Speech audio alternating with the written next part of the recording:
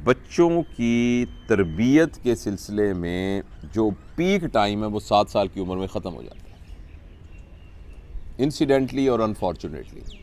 जितने वालिदैन शिकायत करते हैं ना कि मेरा बच्चा यूँ करता है, मेरा बच्चा यूँ नहीं करता, उसको सियासी ज़िम्मेदारी नहीं है, उसको माँ का कोई एहसास नहीं है, वो छोटी बहन को थप्पड़ मारता है, पढ़ता नहीं है, उन सब की बुनियादें हमने 7 साल की उम्र में रख दी होती हैं। क्योंकि 7 ईयर्स तक आपका बच्चा जो है वो सिर्फ़ और सिर्फ रिकॉर्डिंग मशीन होता है, उसका अपना कॉन्शियस माइंड नहीं होता बिल्कुल। और वो रिकॉर्ड क्या कर रहा होता है? पैटर्न रिकॉर्ड कर रहा होता है, चीज़ों को बॉडी में लेबल, अपने दिमाग में लेबल कर रहा होता है, सही क्या है, गलत क्या है, सही क्या है, गलत क्या है।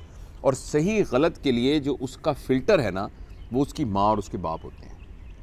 लिहाजा एक कोई भी इवेंट हुआ है तो वो माँ की तरफ देखेगा। अगर माँ ने उस पर अप्रूवल का इजहार किया है भाई अपने जेस्चर से, अपने हाथ से या मुंह से, कैसे, तो बच्चे के दिमाग में वो सही के तौर पर रिकॉर्ड हो जाएगा। अगर माँ हर वक्त नौकरानी को थप्पड़ मारती है, नौकरानी को डांटती है, नौकरानी को कहती है तुम फजूल औरत हो, तुम गंदी औरत हो, तुम गलत औरत हो, ये करती, वो उसके साथ कैटेगरी नहीं बनाएगा, वो ये कहेगा ये ही दुरुस्त है, ये ही दुरुस्त है। तो वो अब उसके अंदर पैटर्न डेवलप हो गए। लिहाजा जब 7 साल के बाद आपने एक टेप रिकॉर्डर में रिकॉर्ड करते रहे, अब टेप रिकॉर्डर के वो नीचे से एक डंडा से उसको तोड़ देते थे, तो अब नया रिकॉर्डिंग नहीं हो सकती थी। अब तकरीबन 7 साल की में रिकॉर्डिंग बंद हो गई। अब जब भी आप प्ले करेंगे वही गाना लगेगा जो आपने रिकॉर्ड किया है। अगर उसने गाना किया है तो गाना बजेगा, अगर कोई तकरीर की है तो तकरीर बजेगी, अगर कुछ भी आपने किया वो बजेगा। तो इसलिए जो हमारे बड़े बच्चे अभी कर रहे होते हैं उसकी पीछे रूट कॉज वही 7 साल की होती है। अच्छा, अब आप कहें फिर तो हम बस मर गए, फिर तो हम क्या करें, लेकिन उसमें एक रे ऑफ होप है। वो ये है कि ये जो बार बार हम कर रहे हैं ये अल्लाह ताला की तरफ से बड़ी मेहरबानी है। इसलिए कि अगर बच्चे के अंदर कॉन्शियस उसी वक्त से डेवलप हो जाए और वो अपने कॉन्शियस को यूज़ करके काम करना चाहे, तो हमारा कॉन्शियस ब्रेन बहुत स्लो है।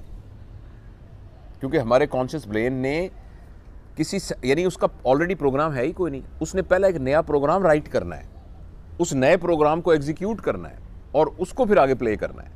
हमारी बात समझ रहे ना? तो ये तो इतना स्लो है और कॉग्निटिव एनर्जी इतनी हमारी लग जाए कि हम तो अगले दिन पागल हो जाएं। तो 7 साल की उम्र तक 95% जिंदगी के कामों के लिए प्रोग्राम लिखे जा चुके होते हैं। So most of our work actually does not require cognitive energy. वो हम बगैर अटेंशन के ही अपने ऑटोमेशन में करते जाते हैं। लेकिन अल्लाह पाक ने एक विंडो छोटी सी रखी हुई है, वो विंडो है कॉन्शियस माइंड। 95% माइंड का नाम है habit mind, pre condition mind, programmed mind, और 5% माइंड का नाम है कॉन्शियस माइंड। ये कॉन्शियस माइंड बहुत स्लो है, ये बिल्कुल ढिला माइंड है, क्योंकि इसने हर दफ़ा पूरा प्रोग्राम, जैसे आपने एक डॉक्यूमेंट लिखना है तो डॉक्यूमेंट लिखने के लिए कंप्यूटर के पीछे एक पूरा प्रोग्राम बना हुआ है ना, वो प्रोग्राम नहीं है। आपने हर लफ्ज़ के लिए प्रोग्राम लिखना है और फिर करना है, तो वो कितना स्लो होगा हर नए एक्ट में। तो वो जो कॉन्शियस माइंड की विंडो है ना, वो अवेलेबल है हर एक के लिए, आपके लिए भी, मेरे लिए भी, आपके बच्चे के लिए भी। हमने उस कॉन्शियस माइंड की विंडो के थ्रू उसके प्रोग्राम को चेंज करना है। इसीलिए अहमियत है वर्कशॉप्स की, बातों की, नसीहतों की, बात करने की, चलने फिर, वो सिर्फ उस 5% को। लेकिन वो दरवाज़ा खोलने की कुछ शराइत हैं। बंद दरीचों पे, जैसे फैज़ कहता है ना, जिस तरह बंद दरीचों पे हुई बारिश संग, जो हमारी नसीहतें हैं ना, वो बंद दरीचों के ऊपर पत्थरों की बारिश है, बस उससे कुछ भी नहीं होगा। उसको खोलने की एक चाबी है, बस एक चाबी। उस चाबी का उर्दू में नाम है, पंजाबी में मान, इंग्लिश में कह लें ट्रस्ट, मोहब्बत कह लें, लव कह लें।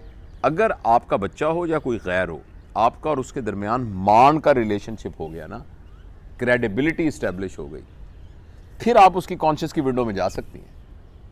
लेकिन अगर आप उसको सारी नसीहतें, बेटा मैं तुमसे बहुत प्यार करती हूँ, मैं तुमसे बहुत प्यार करती हूँ, तुम मुझे सच बोला करो, लेकिन जिस दिन वो सच बोल के आ गया उस दिन उसको थप्पड़ पड़ना है।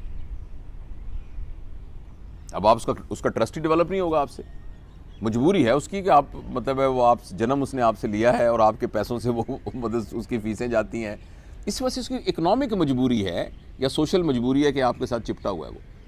अदरवाइज आपका और उसके दरमियान ट्रस्ट नहीं। इसलिए जिस माँ बाप का बच्चा उसका कहना नहीं मान रहा ना, वो सब नसीहतें छोड़ दे और फिक्र करना उसके बारे में छोड़ दे, मत घबराए कि वो गुमराह हो जाएगा, मत घबराए कि इसका क्या बनेगा, मत घबराएं कि पता नहीं इस बेचारा ये एडजस्ट होगा कि नहीं, पता नहीं इसको दाखिला मिलेगा कि नहीं मिलेगा।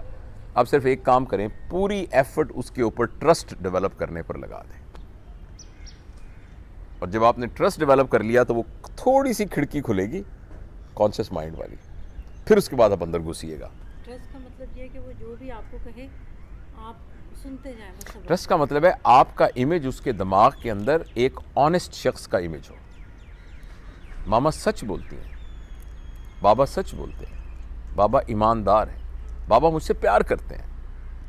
आपको पता है हर बच्चा जिसको ये एहसास हो जाए ना कि मेरे माँ बाप मुझसे प्यार नहीं करते या उनकी विंडो नहीं खुलती, वो अल्टीमेटली आपको छोड़ के जाएंगे। आप उस बच्चे को हॉस्टल में दाखिल तो करा के देखें, तो घर ही नहीं वापस आएगा। आप थोड़ा सा कह दें जाओ तुम्हारे दोस्त आए घूमने फिरने चले जाओ, वो वापस नहीं आएगा। आ रहा हूँ अभी बेटा, घंटा हो गया है, मम्मा मैं आ रहा हूँ, 2 घंटे हो गए बेटा। ये सब बच्चे जो ऐसे कर रहे हैं ना, ये सारे के सारों के वालिदैन ने उनके साथ अपने ट्रस्ट को बिगाड़ा हुआ है। तो अपने ट्रस्ट को दोबारा बनाने की, और दोबारा बन सकता है, और मैंने तो उसका तरीका एक ही निकाला है, मैं अपना ज़ाती आपको बताता हूँ, वो यही है।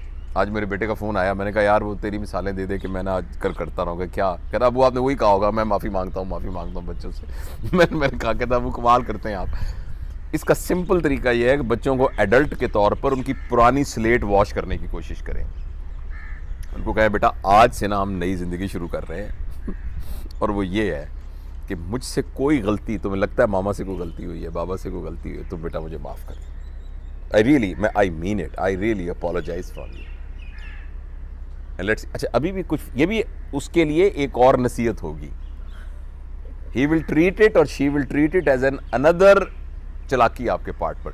अब आपने इसको साबित भी करना है। अभी आपने माफ़ी मांगी है, शाम को फिर कपड़े गंदे क्यों रखे थे, शर्म नहीं आती, तुम्हें बदबू आ रही है तुम्हारे कपड़ों में से, फिर खेल रहे हो गेम्स, फिर गेम खेल रहे हो, तो थोड़ी देर की तरह तो तहम्मुल से उसको ना वो करना पड़ेगा।